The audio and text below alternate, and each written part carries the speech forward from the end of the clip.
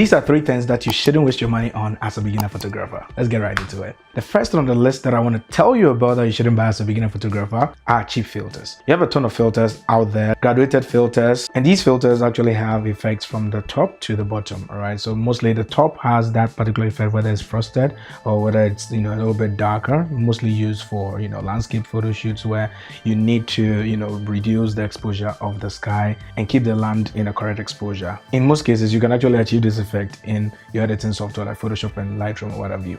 So you shouldn't even waste your money on this if you're a beginner photographer, and rather invest your money into online courses that you can benefit a whole lot from and understand everything that there is to know about photography very well before you go into purchasing. And mostly beginner photographers want to spend money on a lot of things that might not benefit them, because a lot of people come to me telling me that they have a lot of equipment but they barely use them. And that's because if you overconsume content like gear reviews on YouTube, you'll be convinced that you need almost everything.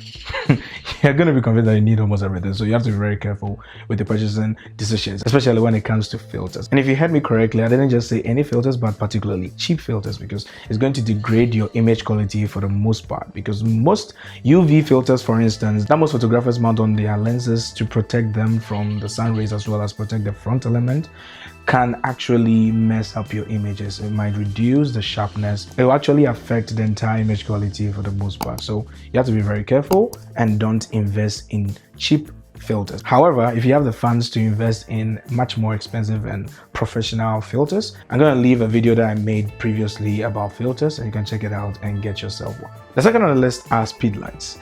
You don't need a speedlight when you start out in photography.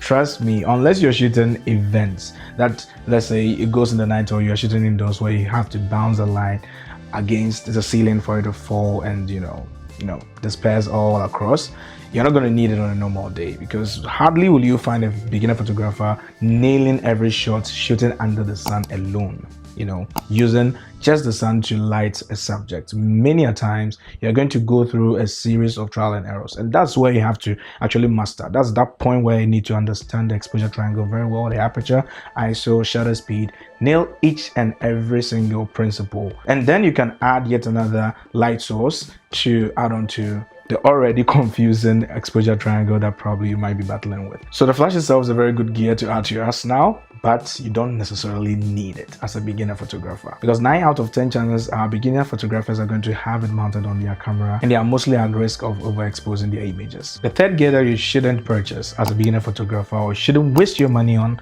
as a beginner photographer, are cheap tripods. A tripod is meant to help you stabilize your shots. For instance, if you're doing long exposures or basically shooting pictures of yourself, let's say, if you have to have your camera mounted on your tripod to stand away from it and set a timer and take that picture, you might need a tripod. I get it, but do not invest in cheap tripods, because a tripod, as significant as it can be, is one of the gear that you wouldn't want to necessarily spend so much money on. And so beginner photographers find themselves purchasing cheaper ones. And if you purchase a cheaper one, and imagine having a 5,000 USD worth of a camera, and you're going to mount all that on a cheap tripod, chances are that you're going to lose it. You're going to have it fall tumbling down, and you don't want to have that happen. All right, so do not invest into cheap tripods, rather invest in much more expensive ones. And in most cases you might not necessarily need it, because if you have your camera mounted on a tripod, you quickly have to take an image. For instance, you need to move quickly away from somewhere, chances are that you might not have that time, all the time in the world,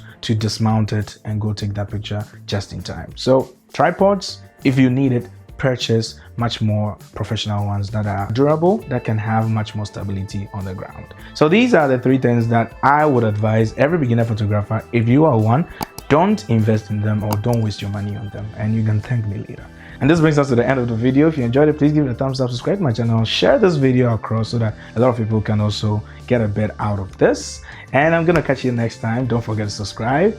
See ya.